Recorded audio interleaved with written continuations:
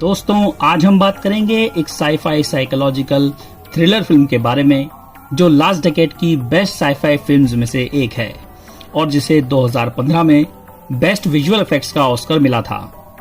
मैं बात कर रहा हूं 2014 में आई फिल्म एक्स माकिना के बारे में। इसे लिखा और डायरेक्ट किया है एलेक्स गार्लैंड ने। इसमें मेन लीड्स निभाए हैं डोमिनिक ग्लीसन, एलिसिया विकेंडर, सोनाया मिजुनो और ऑस्कर आइजैक ने। पहले मैं आपको इसकी पूरी कहानी डिटेल में बताऊंगा, फिर हम बात करेंगे इसके टाइटल के बारे में, उसके बाद सिंबोलिज्म्स के बारे में और आखिर में इससे जुड़े सवाल और इसके मतलब के बारे में जानेंगे। ये सब जानने के लिए इस वीडियो को एंड तक देखिएगा। मेरी हमेशा कोशिश रहती है कि मैं आपको फॉरेन सिनेमा की उन मूवीज के बारे में जानकारी दूं जो शायद आपको कहीं और ना मिले, इसलिए ऐसी ही और दिलचस्प मूवीज के बारे में जानने के लिए इस चैनल को सब्सक्राइब करके बेल आइकन को जरूर दबा दीजिए। तो चलिए वीडियो शुरू करते हैं। हेलो दोस्तों, मेरा नाम है अमन और आप देख रहे हैं सिनेमैटिक ज्ञान। Let's get started.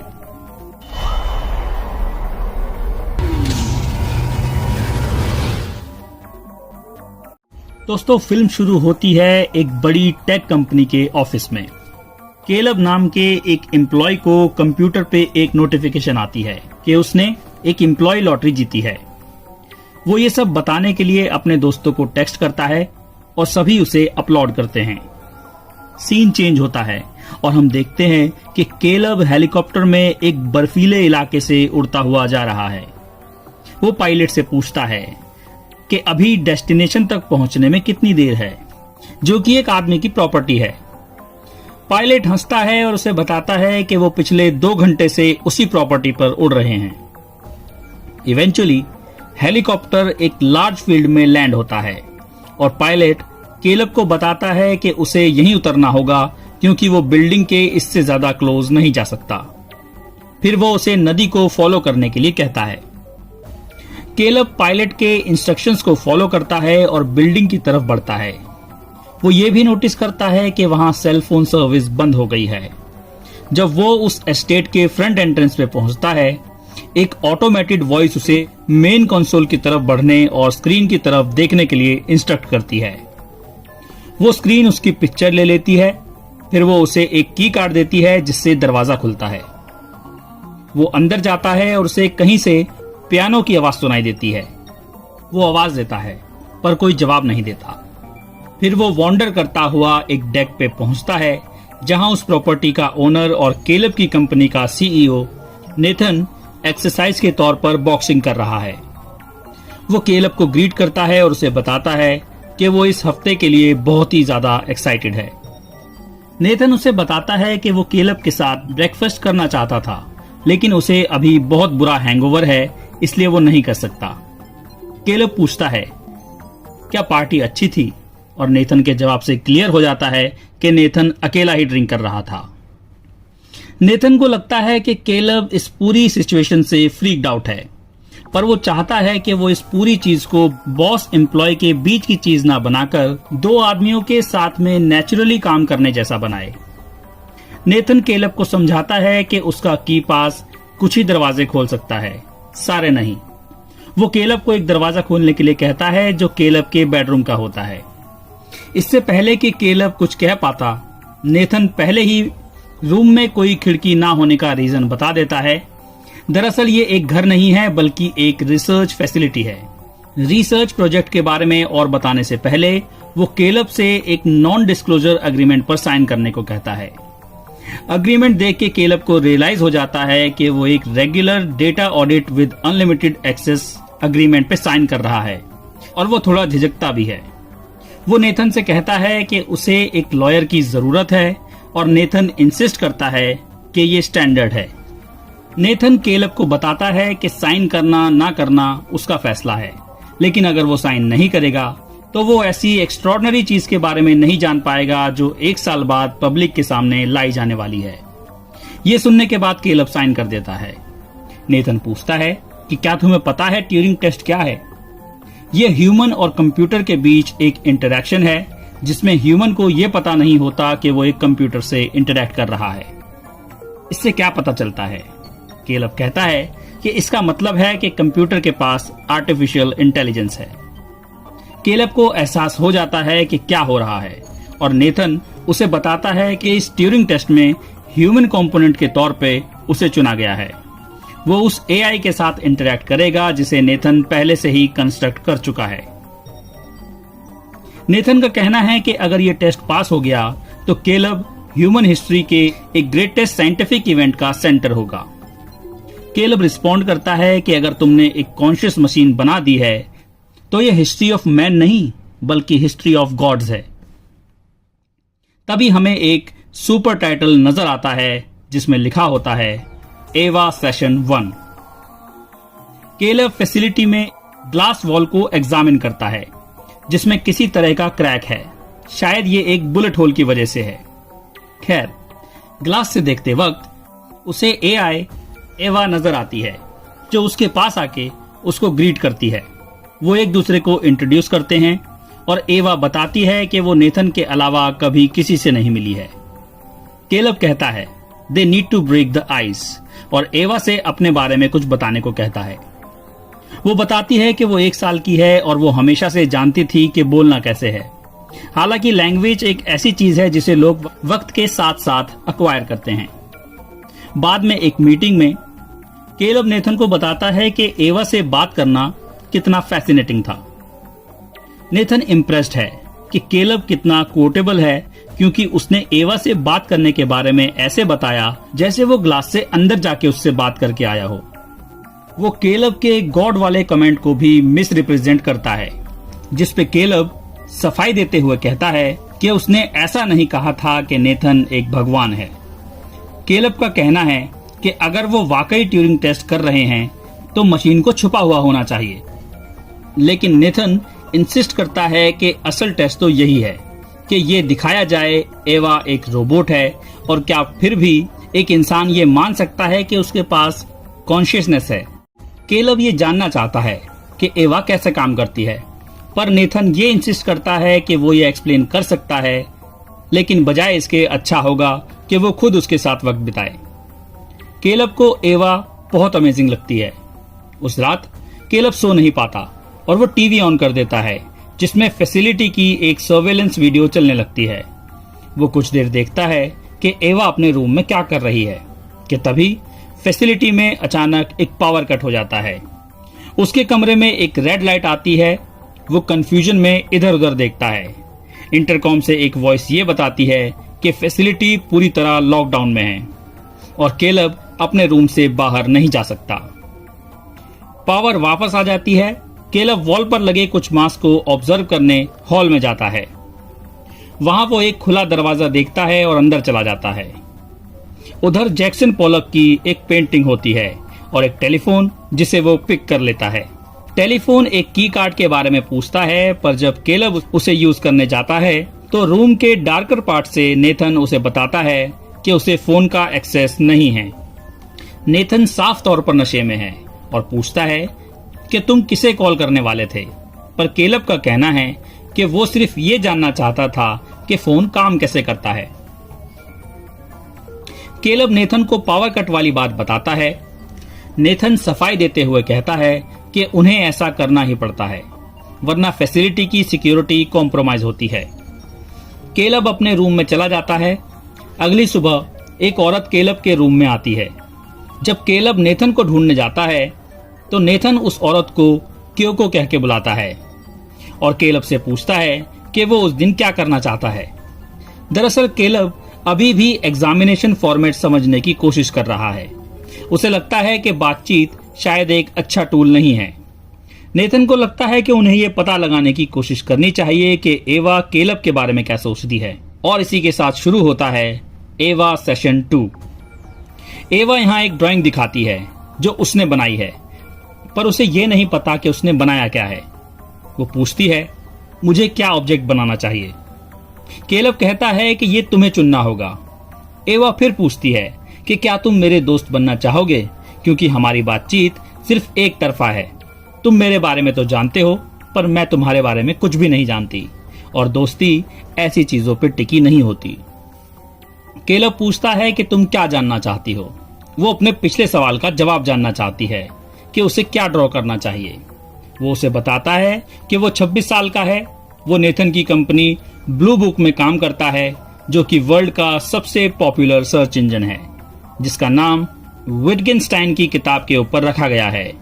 वो ब्रुक हेवन लॉन्ग आइलैंड में रहता है, जो कि उसके ऑफिस से महज 5 मिनट की दूरी पर है। फिर वो एक दूसरे को देख के मुस्कुराते हैं। वो उसे और भी बहुत सारी बातें बताता है, जैसे कि वो सिंगल है। जब वो 15 साल का था तब एक कार क्रैश में उसके पेरेंट्स की डेथ हो गई थी और उस एक्सीडेंट के बाद वो 1 साल तक हॉस्पिटल में रहा था। तभी से उसकी दिलचस्पी कोडिंग में बढ़ी थी। एवा केलब को नेथन से कंपेयर करती है, पर केलब के मुताबिक नेथन कोडिंग का मोज़ार्ट है, जिसने 13 साल की उम्र में एक सर्च इंजन बना दिया। ये सुनते ही वो पूछती है, तुम्हें मोज़ार्ट पसंद है? पर उसे कोई दूसरा म्यूजिशियन पसंद होता है। वो फिर से पूछती है कि तुम्हें नेथन पसंद है? तो वो हिचकिचाते हुए हाँ कहता है।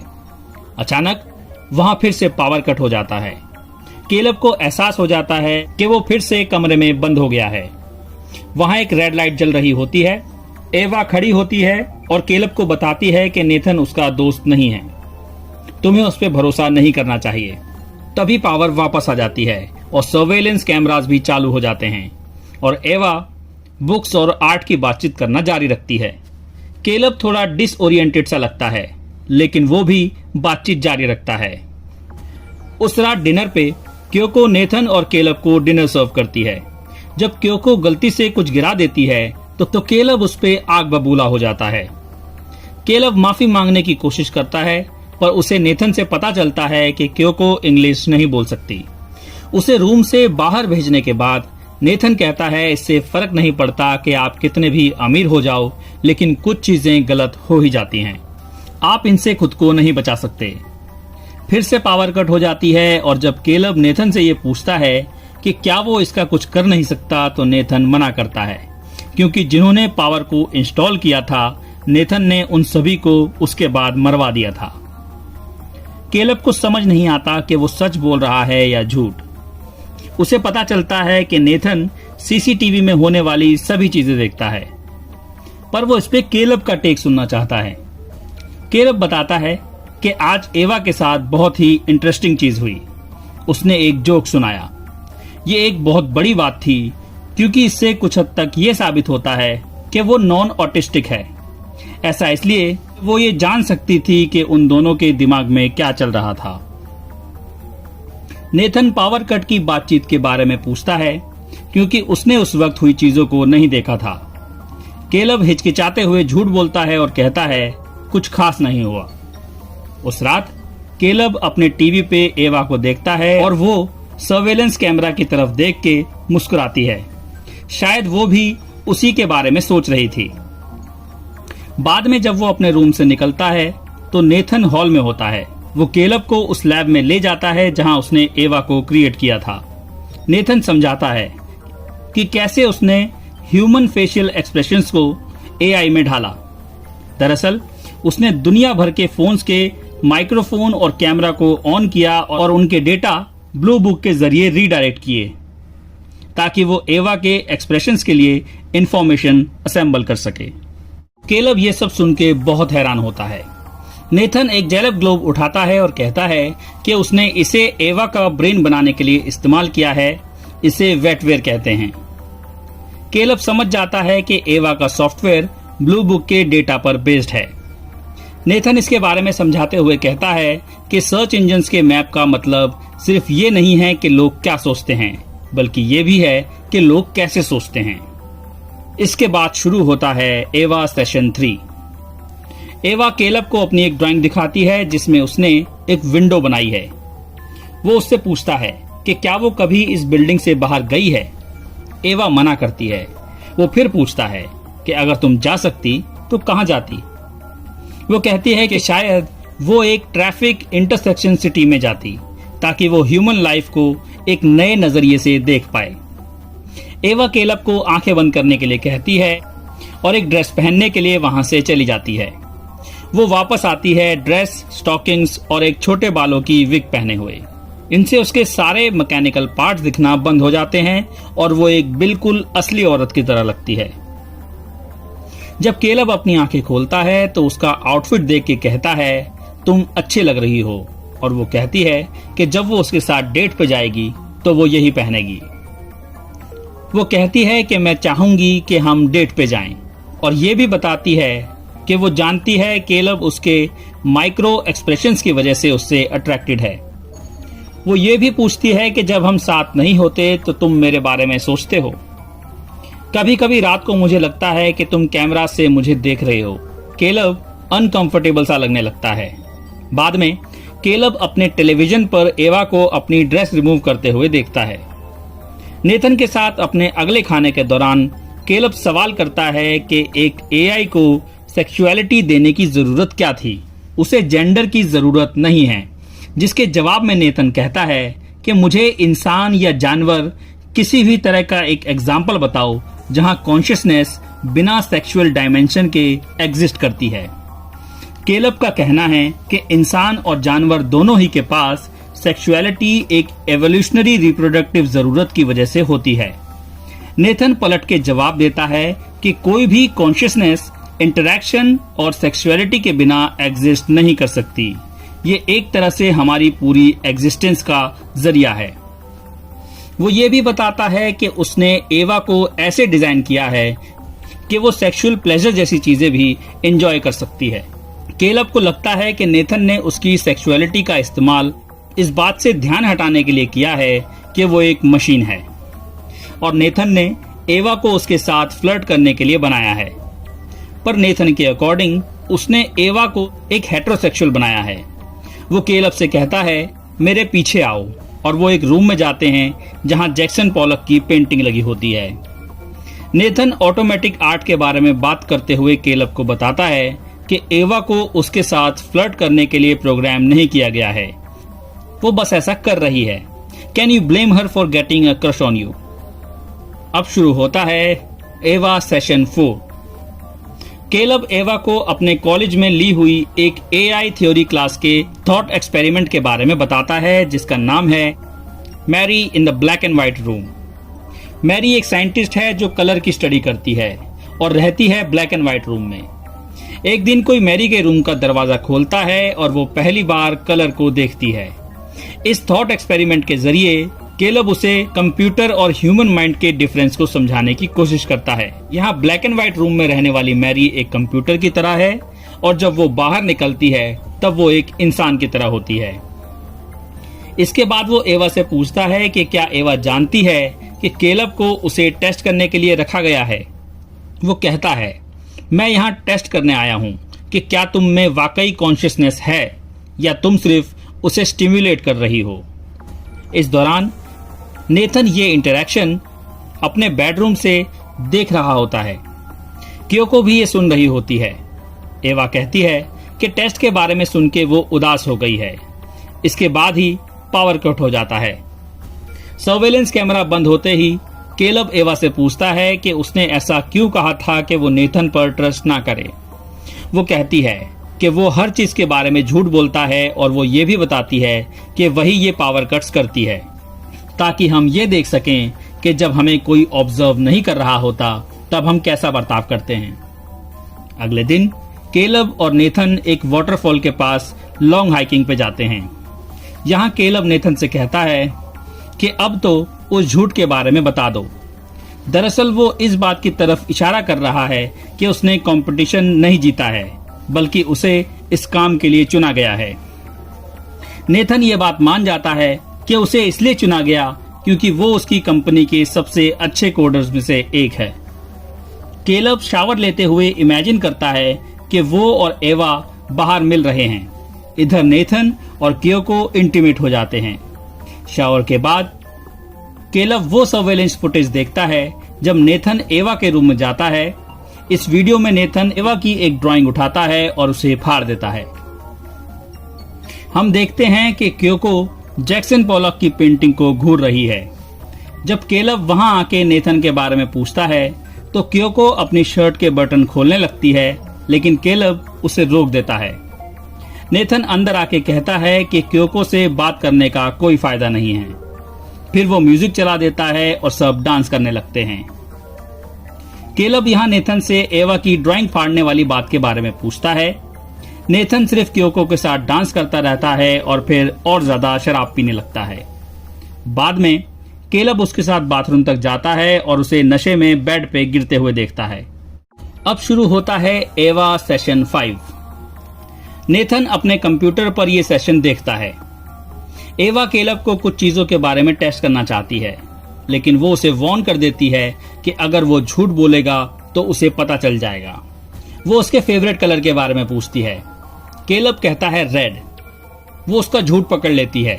केलब ये बात मान भी लेता है क्योंकि अब वो बच्चा नहीं रहा, इसलिए अब उसका कोई फेवरेट कलर नहीं है। वो दूसरा क्वेश्चन पूछती है कि उसकी अर्लीस्ट मेमोरी क्या है, और केलब उसे अपने किंडरगार्टन की मेमोरी बताना शुरू करता है, पर वो फिर से उसका झूठ पकड़ लेती है।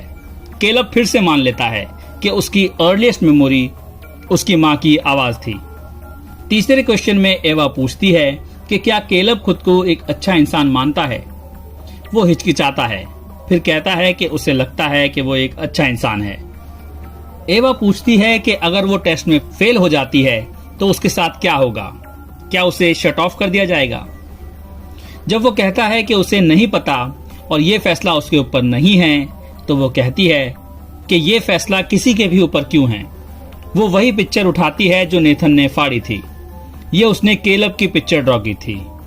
अचानक एक पावर कट होता है और एवा केलब से कहती है, मैं तुम्हारे साथ रहना चाहती हूँ। वो पूछती है कि क्या वो भी ऐसा ही सोचता है। सीन बदलता है। केलब नेथन के साथ बैठा है।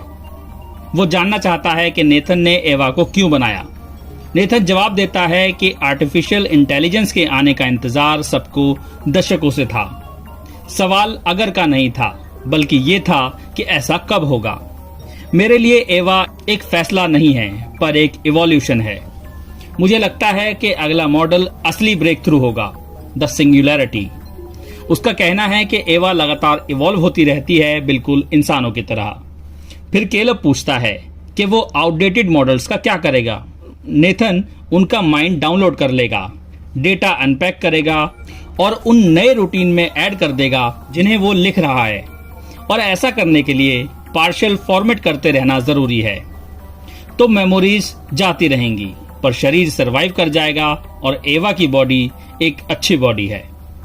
नेथन कहता है कि ये एआईज एक दिन हमें वैसे ही देखेंगे जैसे इंसान अपनी पुरानी प्रजातियों को देखता है। केलब इस सिचुएशन को एटॉमिक बॉम्ब की इन्वेंशन से कंपेयर करता है। शराब के नशे में धुत होते होते नेथन एक कोट करता है कि जो अच्छाइयां इंसान कर चुका है वही उसे डिफेंड करती हैं। जब वो सो रहा होता है, केलब नेथन का की कार्ड चुरा लेता है और उसके रूम में झांक के उसके कंप्यूटर की तरफ बढ़ता है। वो कोड्स का इस्तेमाल करके सिस्टम में घुसने और ओल्ड सिक्योरिटी फुटेज देखने में कामयाब होता है। अलग अलग वीडियोस में वो देखता है कि नेथन अलग अलग विमेन रोबोट्स को सेक्सुअली अब्यूज करता है। एक वीडियो में एआई नेथन से दीवार खरोचते हुए तब तक बाहर आने की भीख मांगती है जब तक उसके हाथ टूटकर गिर नहीं जाते। केलब फिर पीछे क्योको को देखता है जो नेथन के बेड पे नेकेड लेटी है। नेथन के हर क्लोजेट में उसे एक डिफरेंट फीमेल एआई मॉडल मिलती है। इस दौरान नेथन अपने ड्रंकन नैप से जाग जाता है। केलब क्योको को देखता है जो अपनी स्किन का कुछ पार्ट हटा के अपने कंप्यूटर पार्ट्स रिवील करती है। नेथन हॉल से टहलता हुआ अपने रूम तक आता है। अपना की कार्ड मिसिंग देख के वो डिस्टर्ब्ड है। केलब प्रिटेंड करता है कि की कार्ड फ्लोर पे था और वो उसे नेथन को दे देता है, ये दिखाने के लिए कि वो कितना हेल्पफुल है।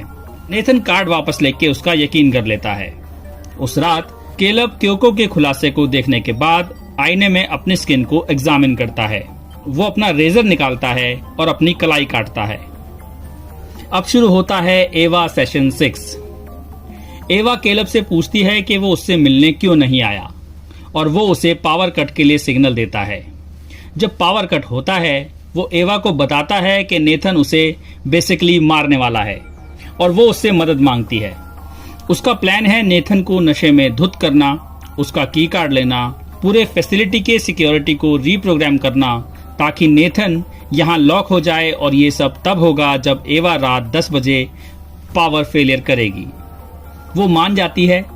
केलब के लास्ट दिन नेथन उसे इन्फॉर्म करता है कि एक हेलीकॉप्टर अगली सुबह 8 बजे उसे लेने आ रहा है। और वो उसे बहुत मिस करेगा। केलब भी उसे थैंक्स कहता है। नेथन केलब से जानना चाहता है कि एवा ने ट्यूरिंग टेस्ट पास किया या नहीं, और केलब हिचकिचाते हुए कहता है कि बेशक वो पास हो गई है। नेथन फिर सवाल करता है कि क्या एवा ने रियल इमोशन एक्सप्रेस करने में भी प्रोग्रेस की या नहीं। उसके मुताबिक एवा सिर्फ केलब को लाइक करने की एक्टिंग कर रही है और उसे वहां से निकलने के लिए यूज कर रही है। नेथन केलब को बताता है कि उसने उसके रूम का मिरर पंच किया है और उसकी आर्म स्लाइस की। उसकी हालत ठीक नहीं लग रही, पर केलब उसे बास्टर्ड कहता है और उसके कंसर्न को एक्सेप्ट नहीं करता। इस दौरान हम देखते हैं क्योको एवा से मिलती है, जिसने उसे पहले कभी नहीं देखा है। नेथन केलब को एवा की ड्राइंग फाड़ने वाली क्लिप दिखाता है, और इस बार ऑडियो के साथ। हमें पता चलता है कि क्लिप में नेथन अवेयर है कि केलब शायद उसे देख रहा है। एवा पूछती है कि क्या ऐसी किसी चीज को बनाना अजीब है जो तुमसे नफरत करती हो, और नेथन उसकी ड्राइंग फाड़ देता है। नेथन बताता है कि एवा ने इस फटी हुई ड्राइंग को अपने साथ हुई मिस ट्रीटमेंट की तरह यूज किया, ताकि केलब को उसके लिए और ज्यादा बुरा लगे। फिर वो केलब को एक और वीडियो क्लिप दिखाता है जिसमें वो खुद एवा के रूम में एक बैटरी से चलने वाला कैमरा इंस्टॉल करता है, जिससे हम समझ जाते हैं कि वो उनके प्लान के बारे में पहले से ही जानता था। केलब पूछता है कि रियल टेस्ट क्या था, और नेथन बताता है कि वो ये टेस्ट करना चाहता था कि एवा कैसे एम्पैथी, इमेजिनेशन और सेक्सुअलिटी जैसी स्किल्स से अपना बाहर जाने का रास्ता बनाती है, और वो इन सभी में कामयाब रही। ये सब जानकर केलब कहता है तो मेरा सिर्फ यही काम था कि मैं कोई ऐसा बनूं जिसे इस्तेमाल करके वो यहाँ से भाग सके, और तुमने मुझे इसलिए नहीं चुना था कि मैं कोडिंग में अच्छा हूँ, बल्कि चुना मेरे सर्च इंजन इनपुट्स की वजह से। नेथन उससे सहमत होते हुए कहता है कि उसे इसलिए सिलेक्ट किया गया था क्योंकि उन्हें वो एक अच्छा आदमी लगा जिसका मॉरल कंपस था और उसकी कोई फैमिली भी नहीं थी। केलब पूछता है कि तुमने एवा का चेहरा मेरे पोर्नोग्राफी प्रोफाइल के बेस पर बनाया है। नेथन इस बात से भी सहमत होता है। जब अचानक पावर कट होता है, नेथन उसे समझाने की कोशिश करता है, ये बताते हुए कि टेस्ट ने वाकई काम किया। वो केलब से कहता है कि मुझे अपना पूरा प्लान दोबारा समझाओ, और केलब उसे बताता है कि वो पावर कट दरवाजों के लॉक होने की बजाय उन्हें खोलने के लिए प्रोग्राम करने की प्लानिंग कर रहा था। नेथन कहता है कि शायद ये काम कर जाता, पर जब कल नेथन ज्यादा नशे में था तब केलब ऑलरेडी ऐसा कर चुका है। दरअसल उसे पता चल गया था कि नेथन पावर कट्स के दौरान भी उन्हें देखता था, इसलिए उसने और आगे की प्लानिंग की। पावर वापस आ जाती है और नेथन निराश लग रहा है। कंप्यूटर में नेथन देखता है एवा अपने रूम से आजाद हो चुकी है और हॉल्स में चल रही है। वो दीवार पर लगे मास्क को एग्जामिन करती है, फिर क्योको को देखती है। वो क्योको के कान में कुछ कहती है और दोनों एक दूसरे को देखकर मुस्कुराते हैं। क्योको ने एक नाइफ हाथ में पकड़ा हुआ है। नेथन केलब को पंच करता है और वो अनकॉन्शियस हो जाता है। वो अपने डिफेंस के लिए एक वेट बार ले लेता है और हॉल की तरफ चला जाता है। वो एवा को उसके रूम में जाने के लिए कहता है, पर वो मना कर देती है क्योंकि उसे शक है कि वो फिर कभी उसे बाहर आने नहीं देगा। वो उसकी तरफ भाग के हमला करती है और उसे जमीन पर गिरा देती है। उसे चोक करने की कोशिश करती है। नेथन स्ट्रगल करता है और वेट बार से हमला करके उसकी आर्म तोड़ देता है, पर जैसे ही नेथन उसे घसीट के उसके रूम में ले जा रहा होता है, क्योको उसकी पीठ में स्टैब कर देती है। वो हैरानी से पीछे मुड़ता है और बार से उसके चेहरे पे मारता है। उसके फेस का लोअर पार्ट टूट जाता है और वो नीचे गिर जाती है। एवा चाकू उसकी पीठ से निकालती है और जैसे ही नेथन पीछे घूमता है, एवा उसे फिर से स्टैब कर देती है और वो हॉल में लड़खड़ाता हुआ आगे बढ़ता है, फिर इवेंचुअली गिर जाता है। एवा उसके बगल में बैठ जाती है और जब वो मर रहा होता है, वो उसका की कार्ड ले लेती है। अब शुरू होता है आखिरी सेशन, यानी कि एवा सेशन 7। एवा केलब के रूम में जाती है और उसे जमीन पे पड़ा हुआ देखती है। वो उठता है और पूछता है क्या हुआ। फिर एवा पूछती है क्या तुम यहीं रहोगे। फिर वो नेथन के क्लोजेट में रखे एआई मॉडल्स देखने चली जाती है। वो अपनी टूटी हुई आर्म हटाती है और दूसरे एआई से उसे रिप्लेस कर देती है। वो एक आउटफिट और नए बाल असेंबल करती है ताकि वो ज्यादा से ज्यादा एक इंसान की तरह लगे, और फिर वो खुद को आईने में देखती है। केलब को घर में बंद छोड़कर एवा घर में टहलती है और वहां से चली जाती है केलब की पिकअप लोकेशन पर। जब केलब कंप्यूटर सिस्टम को रीप्रोग्राम करने जाता है तभी एक पावर कट होता है। वो दरवाजा तोड़ने की कोशिश करता है पर वो पूरी तरह से लॉक्ड है। एवा फील्ड में घूमती है और इंसानों की दुनिया में जाने के लिए केलब को ले जाने वाले हेलीकॉप्टर में चढ़ जाती है। हम भीड़ में पहले उसकी शैडो देखते हैं और ग्लास में उसकी रिफ्लेक्शन देखते हैं और इसी के साथ फिल्म खत्म हो जाती है।